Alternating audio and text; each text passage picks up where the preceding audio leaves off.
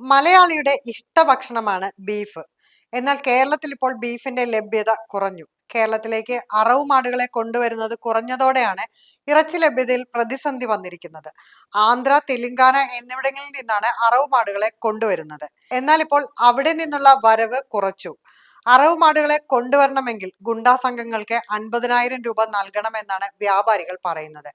അതുകൊണ്ട് മാടുകളെ കൊണ്ടുവരാനാകുന്നില്ല.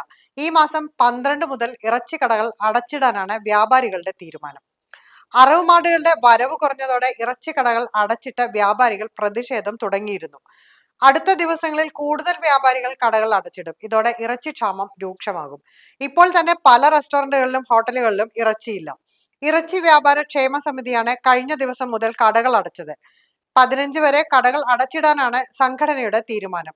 Meet industries welfare association 12 മുതൽ 19 വരെ കടകൾ അടയ്ക്കും. ആന്ധ്രയിൽ നിന്നും തെലങ്കാനയിൽ നിന്നും അറവ് മാടുകളെ എത്തിക്കാൻ കഴിയാത്ത സാഹചര്യമാണെന്ന് വ്യാപാരികൾ പറയുന്നു. സംസ്ഥാനാന്തര അതിർത്തികൾ പിന്നിടുമ്പോൾ ഗുണ്ടാ സംഘങ്ങൾക്ക് 5,000 മുതൽ 50,000 രൂപ വരെ നൽകണം. ആവശ്യപ്പെടുന്ന പണം കൊടുക്കാതെ വന്നാൽ പോത്തുകളെ ഇവർ തട്ടിയെടുക്കും. കഴിഞ്ഞ ദിവസങ്ങളിൽ ആന്ധ്ര തെലങ്കാന അതിർത്തികളിൽ ഇത്തരം സംഭവങ്ങൾ നടന്നിരുന്നു. വലിയ ട്രെയിലറുകളിൽ അറവുമാടുകളെ എത്തിക്കുമ്പോൾ 3.5 ലക്ഷം മുതൽ 5 ലക്ഷം രൂപ വരെ ചെലവാകുമെന്നാണ് വ്യാപാരികൾ ചൂണ്ടിക്കാണിക്കുന്നത്. 15-16 മാടുകളെ കൊണ്ടുവരുന്നതിന് ചെലവ് കൂടുതലാണ്.